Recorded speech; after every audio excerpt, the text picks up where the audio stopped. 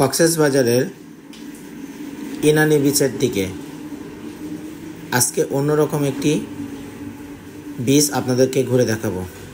আসসালামু আলাইকুম বন্ধুরা, নতুন একটি ভিডিওতে স্বাগত জানাচ্ছি আপনাদের সকলকে।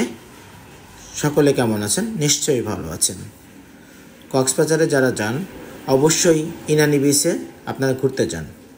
আমরা কক্সবাজার লাস্ট 3 দিন অবস্থান করেছিলাম, যেখানে 3 দিনই বৃষ্টি পেয়েছিলাম। বিরক্তি হয়ে আমরা ইনানি বিচের দিকে গিয়েছিলাম, যেটা মেরিন ড্রাইভ রোড ধরে গেলেই পাওয়া যায়। সেটা কক্সবাজার শহর থেকে 23 কিলোমিটার দূরে অবস্থিত এই ইনানি বিচ, যার একদিকে সমুদ্র আর একদিকে পাহাড় আপনাদের মনোমুগ্ধ করবে। আমরা আজকে ইনানি বিচের সাইডে আরেকটা বিচের বিস্তারিত আপনাদের সাথে শেয়ার করি, চলেন বন্ধুরা। মানে বিশাল সমুদ্র, বে অফ বেঙ্গল, বঙ্গোপসাগর, আর একদিকে রিসোর্ট, পিছনে পাহাড় ফেলে এসেছি। এই হাইওয়েতে দর্শনার্থীরা বাইক হায়ার করে তারা ড্রাইভ করে যায়, অনেক সুন্দর। আপনাদেরকে একটু দেখানোর চেষ্টা করব।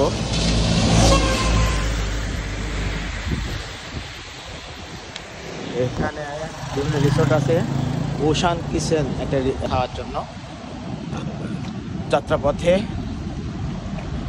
আর এখানকার যে ভিউটা দেখেন, অসাধারণ, এক কথায় মানে আউটস্ট্যান্ডিং।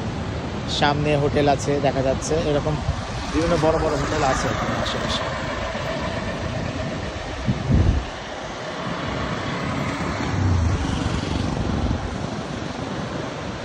মানে যারা কক্সবাজার আসে, সৌন্দর্যটা মানে কক্সবাজারে যেমন গ্যাদারিং থাকে, ইনানি বিচে এরকম গ্যাদারিং থাকে না। দেখেন কত সুন্দর, মানে এক কথায় অসাধারণ।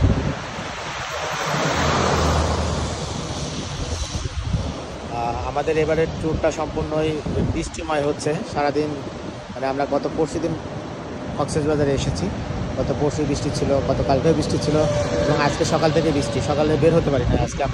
আমাদের ইচ্ছা ছিল যে কাল পর্যন্ত আমরা থাকবো, বাট আমরা এবং এখান থেকে বান্দরবন, রাঙামাটিতে যাওয়ার ইচ্ছা ছিল, বাট আমরা যেতে পারছি না, কারণ বৃষ্টিতে ওখানে রিস্কি হয়ে যায়।